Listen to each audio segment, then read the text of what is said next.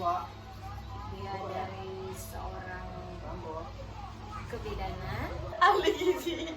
ahli gizi ternyata. Ya, mari kita sambung. Ya, salam sejahtera. Assalamualaikum warahmatullahi wabarakatuh buat teman-teman penonton sekalian. Terima kasih saya berkesempatan hadir di acara Happy Ramadan ini. Terima kasih juga buat narasumber, host yang telah mengundang saya, dan buat rekan-rekan sekalian, panitia sekaligus kru. Ya, pada pagi hari ini kita akan berbincang seputar mengenai pola hidup sehat di bulan Ramadan yang pas sekali pada masa COVID saat ini. Kita langsung saja untuk berbincang-bincang. Ya, bagaimana Mbak Desti ya? Mbak Desti Octavia, ternyata cantik sekali kalau lihat ini. Mbak Desti, bagaimana menurut Mbak Desti mengenai Ramadan kali ini? Ramadan kali ini Ya, di masa pandemi begini. ya lumayan daripada Ramadan kemarin. Soalnya Ramadan kemarin terlalu harus mengikuti protokol, tapi sekarang kan sudah ada vaksin. Tapi di sela-sela vaksin juga kita juga harus tetap melakukan prokes ya. Soalnya banyak saya lihat di persimpangan jalan masih ada polisi yang tajir masker, dan masih ada juga anak-anak muda yang masih nggak pakai masker. Ya, tapi tetap terkadang masih aja mereka jalan-jalan ya Mbak ya. Untuk hal Ramadan kali ini kira-kira Mbak Desti mungkin punya kiat-kiat khusus bagaimana menjalankan Ramadan ini sesuai dengan syariat kita gitu ya. Mungkin pola hidup sehat yang bagaimana kira-kira yang perlu kita terapkan bersama-sama ya pemirsa. Pola hidup sehat itu ya buat yang Ramadan, buat yang puasa, jangan terlalu melemahkan diri. Jangan selalu tidur. Mungkin juga ternyata ya terlalu banyak. Jangan terlalu banyak tidur. Lakukan aktivitas seperti biasanya. Ya seperti sebelum puasa, menjalankan sebelum puasa itu kita jalankan aja aktivitas seperti biasanya gitu. Tapi jangan terlalu capek juga, ya terlalu makan banyak tenaga. Karena kan waktu kita puasa itu perut kita kosong, pastinya insulin kita rendah. Apakah kita juga perlu untuk berolahraga? Perlu, ada masanya kita perlu berolahraga, dan waktunya itu yang paling tepat mungkin subuh pagi hari, sesudah sholat subuh mungkin itu kan mungkin lagi kenyang-kenyangnya kan, jadi nggak terasa laparnya. Oh begitu, mungkin olahraga yang ringan-ringan saja ya Mbak ya. Ya mungkin ada di saat mungkin santap sahur kita yang bermakna untuk Ramadan itu yang bagaimana kira-kira? Yang bermakna itu Santapannya ya. sahurnya. Ya, sahurnya pokoknya jangan sampai ketinggalan gizi seimbangnya. Gizi seimbang itu kan seperti nasi itu 1/4 dari piring, karbohidratnya, terus tuh sayur-mayurnya yang mengandung serat, baik itu serat, vitamin, segala macam, itu juga 1/4 dari piring. Terus tuh lauk pauknya itu 3/4 dari piring, dan buah-buahannya 3/4 dari piring. Nah, untuk takarannya sendiri biasanya nasi itu 150 gram, itu dari 1/4 dari piring ya. Terus sayur-mayurnya itu juga 1/4 dari piring tadi kan, berarti 150 gram juga. 3/4 gramnya itu dari yang 70 gram lauk pauk. Nah, buah-buahannya bisa 1-2 buah. Ya, berarti dalam satu piring itu kita sahur akhirnya semuanya jadi penuh ya pemirsa. Ya. Ternyata puasa itu perlu sahur untuk menjaga stamina tetap kuat gitu.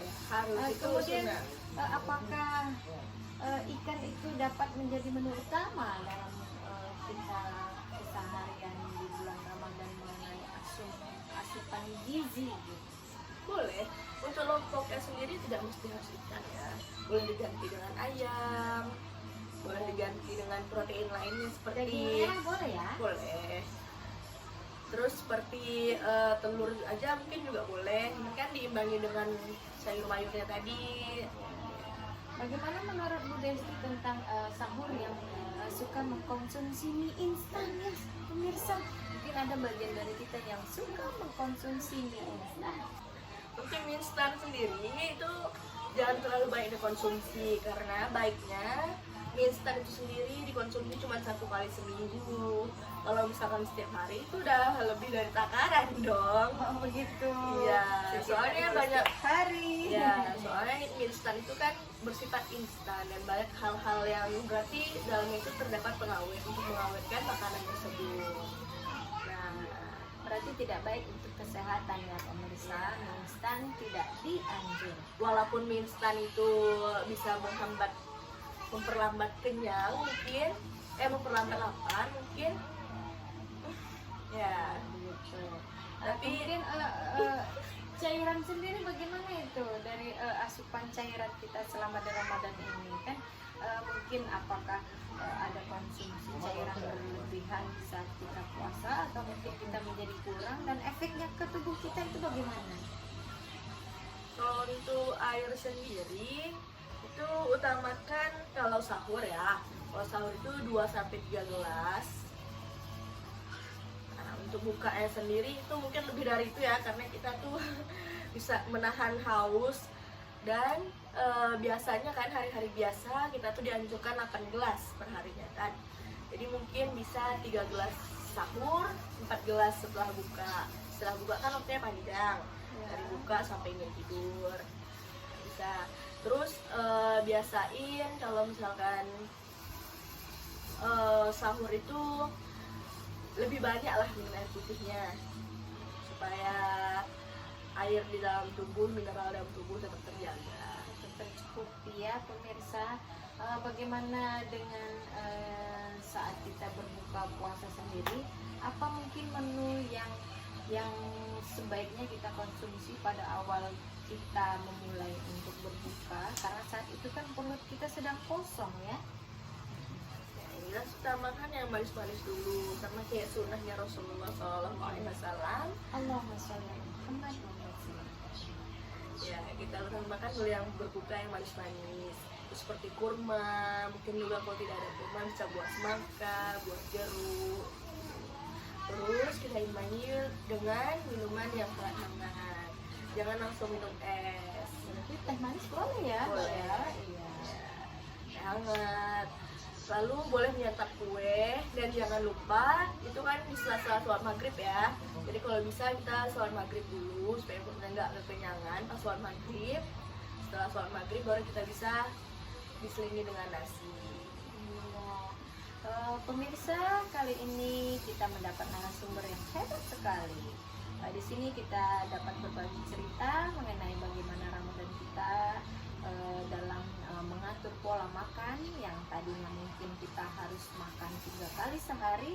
Nah, pada saat Ramadan ini mungkin waktunya berubah, tapi tetap dalam asupan konsumsi yang tetap sama, walaupun siang itu kita puasa, tapi dalam hal gizi dan nutrisi harus tetap tercukupi seperti bulan-bulan biasanya, dan juga termasuk mineral, bukan begitu ya Mbak ya? Ya, seperti itu. Walaupun berubah ya pola makannya dari 3 kali sehari mungkin jadi 2 kali sehari, tapi kalorinya harus tetap sama seperti aktivitas sebelum puasa, dan juga aktivitasnya mungkin bisa juga disamain, bukan cuma dengan makanannya saja. Bagaimana kira-kira di sini kita ketahui mungkin di antara pemirsa juga termasuk saya mungkin ada yang punya penyakit mah. Nah, bagaimana pendapat Mbak sendiri mengenai puasa itu bagi para penderita mah? Kalau untuk emas sendiri itu kan mungkin dia pas puasa itu kan lebih sakit ya, karena menahan lapar. Biasa lapar perut kosong itu lambung merasa sakit gitu. Nah, jadi untuk yang mah dianjurkan setiap sahur itu minum susu, dan kalau bisa makan serat yang berlebih. Dan untuk menunda lapar itu biasanya kita selingi dengan makanan seringan, biasanya kayak oatmeal seperti itu, oatmeal atau daging merah juga bisa. konsumsi asam juga dikurangi ya. Ya, janganlah kalau Mungkin yang terlalu puasa, pedas. iya. Gitu ya. Apakah Apalagi Mbak yang juga mengandung suka? kafein. Oh, saya enggak. Oh, enggak, iya. Ada mungkin yang ingin Ibu tambahkan dari perbincangan kita kali ini, mungkin kiat-kiat khusus selama Ramadan ya yang mungkin bisa kita ambil maknanya dari Mbak Desti.